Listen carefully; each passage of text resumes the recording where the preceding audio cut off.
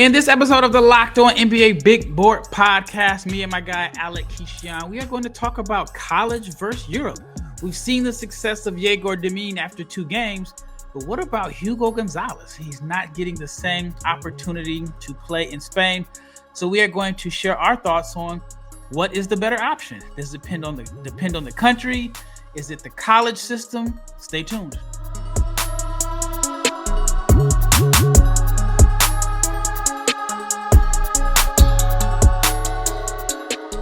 Big shout out to each and every person that has made the Locked On NBA Big Board Podcast your first listen of the day. I'm your host, Rafael Barlowe, the director of scouting for NBA Big Board, and my co-host for today is Alec Kichian, the guy that as soon as a game is finished, he's already posting the stats like immediately. So he is probably the best follow on Twitter when it comes to international prospects. Before we get into this episode, I want to let you know that it is brought to you by FanDuel. You can start the season with a big return on FanDuel. New customers can place a $5 bet, and you'll get started with $150 in bonus bets if you win your first $5 bet. Visit FanDuel.com to get started. I also want to mention the new Locked On newsletter, because your favorite podcast on the Locked On Network now has a newsletter introducing Locked On fill in the blank, whatever your team is. Mavericks, Lakers, Kings, Bulls, Wolves, whichever your team is, there is a newsletter, and it is the one stop for ultimate team and league coverage, and it is delivered right to your inbox. So sign up for free now at lockedondaily.com. That's lockedondaily.com, and start your day with the all new and free Locked On fill in the blank, whatever your team is, newsletter. And if you are not subscribed to NBABigBoard.com newsletter, please subscribe to that, but also subscribe to our YouTube channel. Like, share, subscribe, comment, click the bell so you can be notified every time we drop an episode, because the NBA Big Board crew is your source for NBA draft content. All right, let's just get right into this episode. I had tweeted about it, I want to say, Friday night or something like that. It was after Egor Demin, who had another brilliant performance at BYU, to the fact that I've actually had 2 people tell me they would take him over Cooper Flagg right now. I've had 2 people tell me that. So with that being said, he's getting the opportunity to showcase his talent. Me and Leaf Tulane did a podcast about it last week. Me and my brother James did a podcast about, I guess it was in August, about how we thought that Egor made the right choice to go to BYU, the right system. So far, it's only 2 games. It's very early. It looks like it's paying off. But on the flip side, you got Hugo Gonzalez, who was, I would say, like the last few years, the most highly touted prospect in the 2006 generation in Europe, at least the most well-known. Nolan Traore has probably surpassed him in a sense as far as like buzz coming into this year. But as the season has started, you've seen Noah Singh, you've seen Ben Saraf, and you've seen other prospects like Kasparas Jakucionis and Egor surpass him from Europe in the 2006 generation. And I wonder how much of it is because he's just not getting the opportunity with Real Madrid. So what are your thoughts on that, Alec? Well, let's start with Egor Demin, right? Everybody is loving Egor Demin right now. He's the talk of the town. And, for people that have been watching international prospects for the last few years, we've all been kind of aware with Egor Demin. He played with Hugo Gonzalez, Ismail Adian, and some other really good players on that really good Real Madrid team that went back-to-back in the Adidas Next Generations tournament.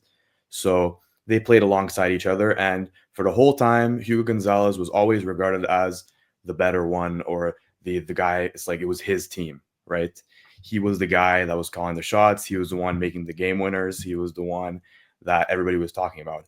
And then in the last few months, we've kind of seen like a shift in people kind of preferring Egor Demin a bit more. And that's just really, it's just because of opportunity, right? The more you play, the more the people are going to talk about you.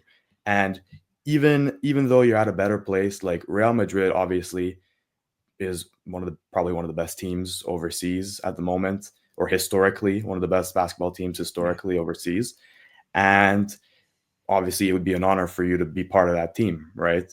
But If you're getting less minutes, the better your team is, the less opportunity there's going to be for the younger players to kind of shine, especially if you struggle early in the season, kind of like Hugo Gonzalez. Yeah, right now it's mind-boggling to me that Real Madrid is 3-5 in the EuroLeague. Yeah. I'm used to seeing them at the top of the standings, and I know they have to be sick that Barcelona is in first place. But now you hit on some key points.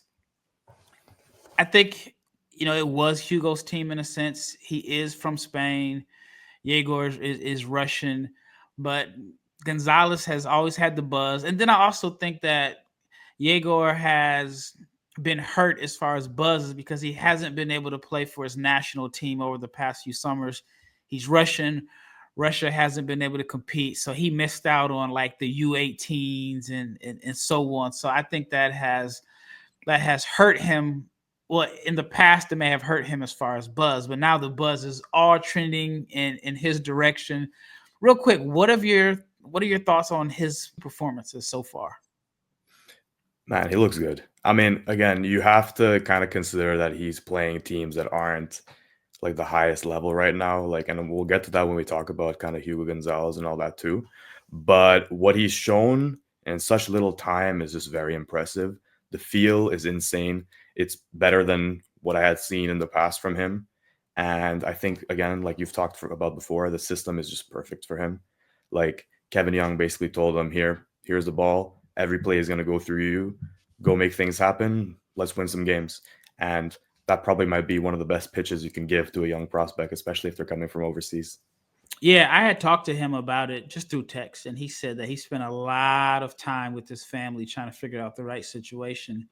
And so far, it looks like it's paying off. So in Hugo's case, and I don't know like what his contract situation is like. I have heard that he's getting a pretty good chunk of change from Nike. He is a Nike athlete and so on. But do you think Hugo's looking at Yegor, not in jealousy, and I don't want to make it seem like there's some jealousy, but do you think he may be looking at the situation and being like, you know what, maybe I should have took the college route? Well, yeah, I think there's probably a bit there. He did have offers, right?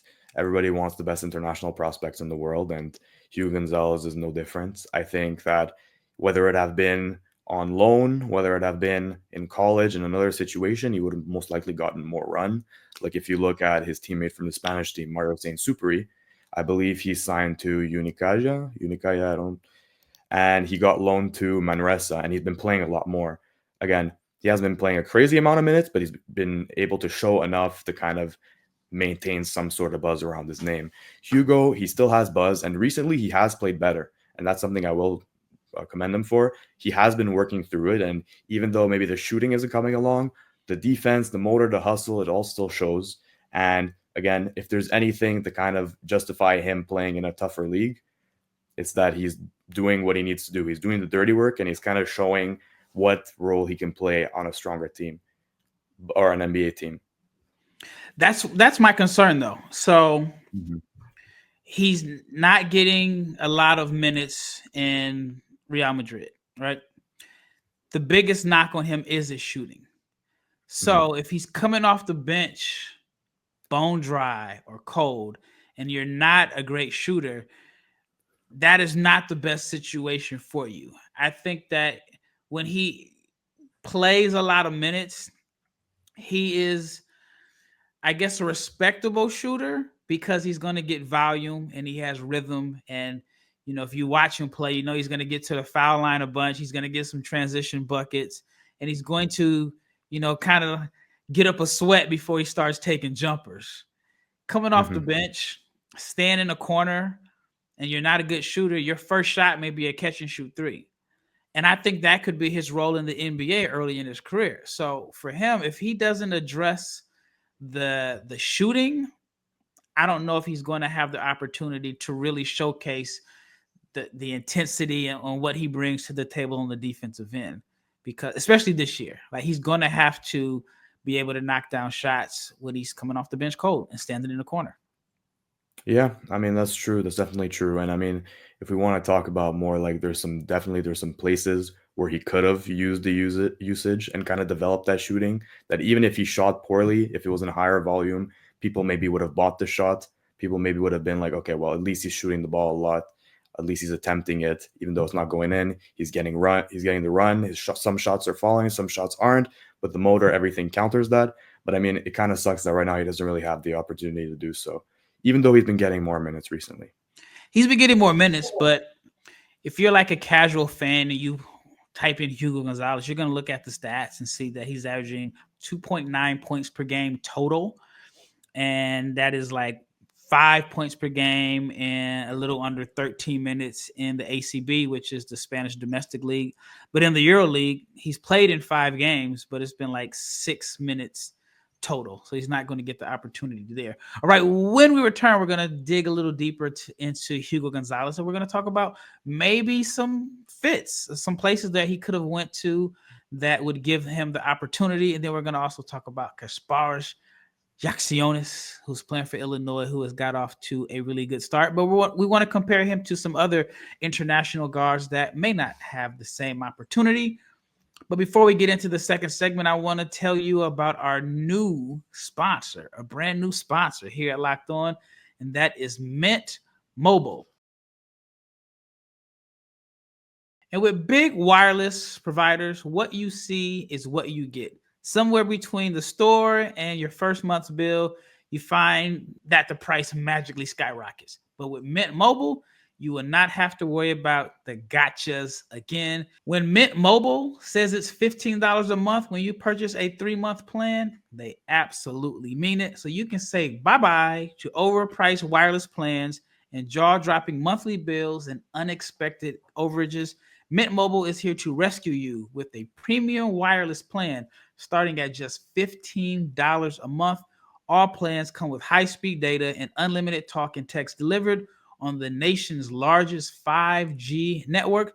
So use your own phone with any Mint Mobile plan and bring your phone number along with your existing contacts. Ditch overpriced wireless with Mint Mobile's deal, and you can get 3 months of premium wireless service for just $15 a month. So to get this new offer and your new 3-month premium wireless plan for just $15 a month, you must go to mintmobile.com/lockedonnba. That's mintmobile.com/lockedonnba. So cut your wireless bills to $15 a month at mintmobile.com. $45 upfront payment, which is required, which is the equivalent to $15 a month. New customers on a first 3-month plan only. Speed slower, above 40 gigabytes on unlimited plans. Additional taxes, fees, and restrictions apply. See Mint Mobile for details. All right, second segment. So let's just have a fun exercise here. Hugo Gonzalez, again, he's still considered a first-round pick on a lot of different boards, which is heavily based off of what he's done at the youth levels.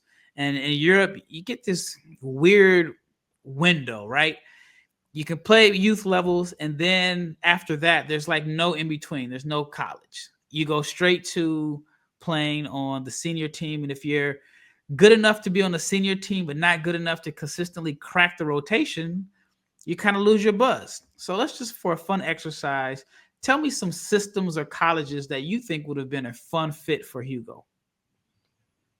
I got to think about this a bit. But, I mean, the first one that does come to mind is if he went to BYU with Egor Demin. That could have been pretty sick. You know, him playing with his old teammate. The chemistry is already there. Him playing in a system where he gets to be free. Gets to just run with the ball, be athletic, finish lobs, finish in transition, just do his thing, and then also develop his shot. Definitely would be pretty cool. I think that would have been maybe the dream scenario, especially for BYU. That could have been a dream scenario. But apart from that, I mean, I could think of maybe Alabama. That could be kind of cool. I don't know, him in the fast-paced offense. He's not a shooter like that, but I think like as one of those guys that could just run to the rim, finish the plays, just play some really fast-paced, strong basketball. I think that's a little fun option, but I'd have to think a bit more. I think he would have had to commit to Alabama pretty early.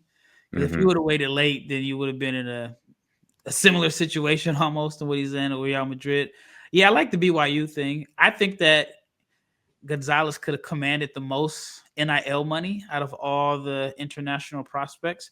Or let's switch over to Kasparas Jakucionis, who played at Barcelona, Real Madrid's big rival.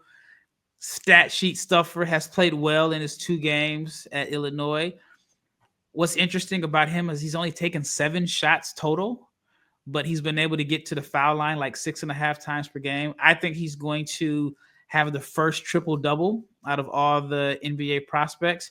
He went to a good situation. I didn't think it was the best situation at first. I thought he was going to have to split time with Kylan Boswell. I didn't think that he'd get the freedom to play like he's been playing under Brad Underwood, but what do I know? He looks like he's in a good situation. It's going to boost his draft stock.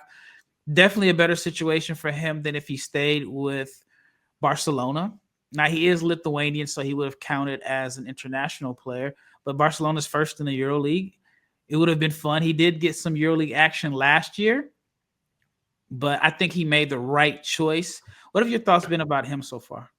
No, I mean, he's definitely made the right choice. And for me, again, first off, my big concern, and I had talked about this in a previous podcast episode, right, is about how can he translate his game from Barcelona to Illinois and make everything work, right?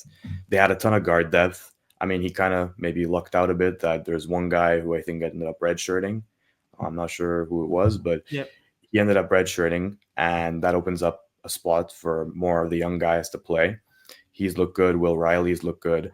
And I think he kind of found his niche being a table setter, just being the guy that I'm going to pass the ball, I'm going to crash the boards, I'm going to send the ball in transition, and whenever I can, I'm going to get to the foul line. And it's worked so far. He's looked awesome. I do want to see him shoot the ball more, right? Maybe it won't be in his role because of all the other scoring options on the team, and that's kind of like the role he ended up getting. But regardless, he looks like a very valuable player and a guy that I think as we get closer to the season, to like the more important games, he's going to really flash because he's going to know how to make the right moves and he's going to know where his players are, how to set up his players, and he's just going to prove to be a valuable player, even if the scoring doesn't go up that much. All right, the next player that I want to talk about is Michael Ruzic, a Croatian prospect who is playing in Spain. He is considered a first-round pick by several scouts that I've spoken with. He really made a name for himself at the Adidas Euro Camp in Treviso, had some really big moments there, but he hasn't been able to have those moments translate playing for Barcelona. He is only averaging minutes per game. He's getting an opportunity. He's playing 16.9 minutes per game. And if you divide it, he's playing about 18 minutes per game in the ACB and then 15 minutes per game in the Euro Cup. But he's only averaging 4.4 points per game and only 4 shot attempts per game. He's playing. He's not getting the opportunity. I like him as a prospect. I don't know if he's going to have the buzz to be a first-round prospect with so many college guys playing well and getting more opportunities. He may be a guy that's going to have to like really impress teams in workouts. And it's crazy. It's like early November and we're talking about the workouts, which aren't until May. But I think that's going to be his best opportunity to show NBA teams what he's capable of. Not like a high flyer, great athlete, but I think he is your pick and pop big that is a connective passer and that moves around and knows how to find gaps in the defense and score. He's just not getting the opportunity. Well, I should say this. He's not being aggressive enough with the minutes that he's getting. What are your thoughts on him? And do you think that his game is more suited for the college game? So we'll start with that. I think his game is more suited for the college game. And I think that if eligibility is not a problem, then he should consider maybe going to college next year. I think he'll have enough buzz to be considered an NBA prospect this year. But now with all the international players that are coming to college, they're getting their buzz in college, and that's going to forcibly take some spots from the players that we don't see as much of, Like, why should they take a player that isn't playing as much if they can take a player that he played against a few years ago that's doing well playing in college, right? It's more used to the American game. So, I mean, putting that aside, I was impressed from what I had seen, like in the last few years. Again, when he's given the keys to play more freely, he does look good. In the Eurocamp, he looked awesome. Like from the clips I saw, I think everybody was talking about how good he looked. And so far, I mean, like you said, he's not playing too much, But again, he's a guy that I do think that if he was given the opportunity, he could have really thrived. Maybe on like maybe a like a low high major team, kind of, if that makes sense, Yeah. or like a mid major. But I think he could have really balled out at a school like that, and it kind of sucks that we don't get to see more of him because then he might kind of get lost in that late first, early second, late second, whatever ends up happening. Yeah, if I remember correctly, he is with BDA International, which is weird. BDA International is really WME, but WME was BDA. They had to merge with the William Morris Agency. Long story short, WME, which is a part of BDA International, has Luka Doncic. Egor has been under the BDA WME umbrella for years, so he spent at least a couple summers, and at least one for sure, in the United States, working out in Santa Barbara with some of their guys. And Ruzic has the same agent, so I think there is a chance that if he doesn't enter the draft this year, that he could end up at a school like BYU. I mean, it's very early, very, very early. But if you're an agency in Europe, we have to be paying attention to what programs are giving these international guys the best opportunity. And it benefits multiple people. One, it benefits the player. It could also be very beneficial to the club in Europe if they have a buyout attached to the player. So if the club has a guy on a buyout where it's like $400,000 and one of the colleges pays it, or it's a situation where the buyout is going to be paid based off his NBA draft stock, $400,000 gets you a pretty good high level player in Europe. That's import, I should say, import. A guy that probably went to college and was a star in college, is not an NBA player, doesn't want to play in the G League, and so on. So there's like a whole system there. But Ruzic could be a guy that, maybe he ends up going to college like BYU, I should say. All right, when we return, I want to talk about a couple guys that entered last season with a lot of buzz coming from Europe. Last season, it was talked about there's so many guys that this is the best class of international prospects to come play college basketball, and it just hasn't worked out. So we're going to share our thoughts on Aday Mara and Baba Miller, to name a few. All right, before we get into the last segment, let's talk about FanDuel and get ready to tackle the NFL action with FanDuel, which is America's #1 sportsbook. Because right now, new customers can bet $5 and get $150 in bonus bets if you win. The FanDuel Sportsbook app gives you everything you need to place live bets on the NFL, and it is all in one place. So when you get a hunch in the middle of the game and you want to check out the latest stats or view live play-by-play and so much more, it is all on the same page where you place your bets. Just visit FanDuel.com and join today. You'll get started with $150 in bonus bets if you win your first $5 bet. Again, that is FanDuel.com. All right, last segment. Aday Mara, I saw him as a top 10 pick. I was not the biggest Aday Mara fan as far as him being a NBA prospect, and it's not because of the skill. It's weird. His height, I think, was he like 7'3", makes him an intriguing prospect, but I also felt like his height actually hurts him in the college game. There's no spacing. His body's like all legs. He's easy to get pushed out of his spots, but he's very skilled. I mean, a phenomenal passer. Phenomenal passer. In my opinion, I thought Aday Mara could have been drafted by showing just flashes of potential in limited minutes if he stayed in Europe. What are your thoughts on that? So, in my opinion, if Aday Mara did stay in Europe, I think he probably would have gotten some draft buzz just based on flashes. I think that you can't just find anywhere somebody that's 7'3", right, that has passing chops like him. 7'3" with fields doesn't grow on trees, right? So a guy like him would definitely get some interest, kind of similar to how maybe Zvonimir Ivicic kind of got before he came to Kentucky. I think there was definitely some interest there, even though he might have not been in the limelight as much. But I think definitely there was a route for him to maybe get some interest, especially since he was regarded so highly. But yeah, I think that him maybe he would have benefited more if he transferred last season. I think going to like a school maybe in the West Coast Conference, something a bit lower, or in the Mountain West with great point guard play that can set him up perfectly, that he can just be aggressive, get to the rim, and kind of enjoy that spacing a bit more. But I think that's what I would have done personally this year if I was him. But if last year, I think I would have stayed maybe overseas.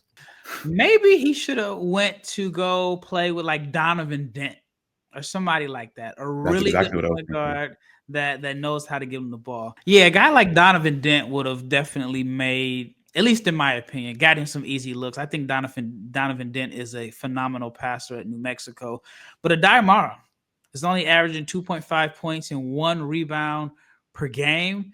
And so far, it looks like he might be playing less minutes than he played last year. He played 10 minutes against Ryder and then against New Mexico. Oh, ironic. he only played he only played 5 minutes.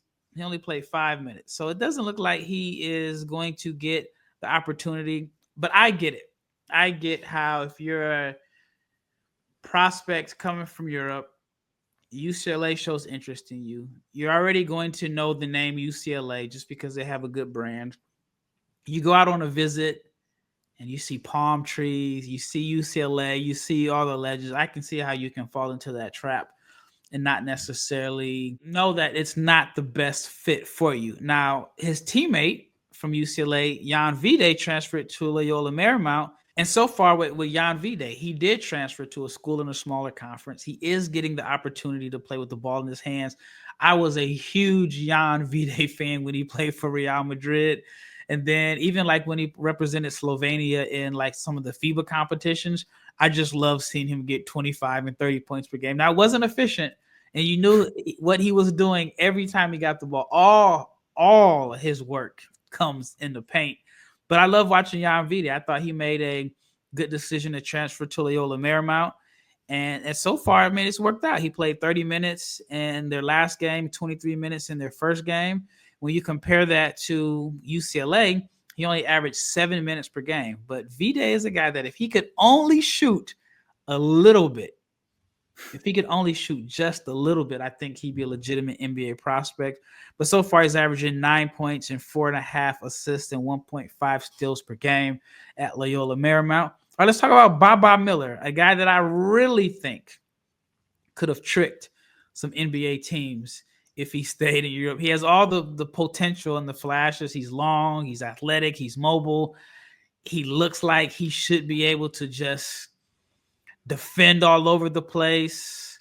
And I felt like he lost a lot of buzz by coming over to college. The first year he was being held out because of a suspension. And then last year I was like, you know what? I'm not going to hold that first year against him. He didn't really get a good rhythm. And so on, coming in late in the season, last year he just didn't play well at all. And then this year he's at Florida Atlantic. But again, I think he's someone that could have tricked NBA teams or scouts if he stayed in Europe. So my question to you is, if you were representing a player in Europe, what would be your factor in deciding to stay in Europe or to come to college? Well, for me, look, and I've thought of this before, so I come with like a ready answer here. Uh, it depends on the club. It really depends on which club you're going to play for and which club is guaranteeing minutes for you. So first off, if you look at the ideal situations when it comes to clubs overseas, there's KK Mega Basket in Serbia, there's Ratio Farm Ulm in Germany, and there's the teams in the LNB, right? Those are the three places in Europe, I think, that fairly give enough playing time to their prospects in a way to make sure they kind of get to where they want to get, right? So if you do want to stay overseas, those are my three best options. You know, Alma's done a really good job of having a guard and a wing, or a guard and a big, and kind of seeing what you can do from there. I mean, it worked last year with Juan Nunez and Pacom Dadzie. It worked this year. It was working this year with Ben Seraph and Noah Senge, who both, their stocks were high, but they weren't this high before they played at home, right? Yeah. Mega, usually it works really well. This year we have Bogoljub Markovic, who's doing really well, and not enough people are talking about, but he's one of the most productive players overseas right now eligible for the draft. And that's after he played a year at OKK Beograd in the KLS after a stellar youth career. Right? No, I like him. Yeah, he was really good back in the day, and he still is. Yeah, It surprises me he doesn't get that much attention. Yeah, he's just so thin. He's very skilled. He's what I call skinny tough. My first time watching him play was in Belgrade, and it was the same Adidas Next Generation tournament where I first saw. It was my second time seeing Reese Lachey, but it was Reese Lachey was in that tournament. Nikola Topic played in the tournament. I'm missing somebody else played, and he was one of the guys that really stood out to me. But the guy that I thought had the best NBA potential in that tournament, just to show you how weird everything is as far as like going to college, is Kamani Hohenschuh. He started off at Washington State. Now he's playing for Loyola. I think he is a phenomenal NBA talent, just doesn't have the mentality. He's a 6'6" point guard, freak athlete, and he's the type of player that will come down the lane and cross a guy up and dunk on him. And then in that very next matchup, the very next possession, he'll pass it. He just has all the tools. He just doesn't necessarily put it together. But it's a tricky situation. He's at his second school. He's at Loyola of Chicago. And the last I looked, he just hasn't put up the numbers there. But I think overall, it's just a mentality thing with him. If you get a chance to watch him play, go back, try to find some footage of him, and you'll see he can pass with both hands. He's left-handed. He's athletic. He is a playmaker, but he'll have games where he just will not shoot the ball at all. Just doesn't know how to make an impact on the game. So this whole Europe to college to stand in Europe is tricky, but I do agree 100%. If you're French, just stay in France. No need to leave. I mean, it worked out for Alex Sarr. And Keyshawn George. Ousmane Dieng. Ousmane Dieng went to Australia. Keyshawn George left. It worked out for him. Even though I will say Miami looks like they were holding him back. He's playing a lot better playing for the Wizards. So, and then Germany. Germany could have their third point guard. Radio Farm could have their third point guard drafted in the last, 5 years? I mean, you got Killian Hayes, who's actually now playing for the Long Island Nets, I believe. Then you got Juan Nunez, who's playing in Barcelona, but he was drafted. The Spurs on his rights. And then Ben Sarafu, I believe, is going to get drafted this year. Well, that wraps up this episode of the Locked On NBA Big Board Podcast. Once again, thank you for making this your first listen of the day. Again, check out the Locked On newsletter, your favorite NBA team that has a podcast on Locked On has a newsletter, and the newsletter will be delivered right to your inbox daily. So check it out at lockedondaily.com. Thanks again. This is Rafael Barlowe with Alec Kichian, and we are out of here.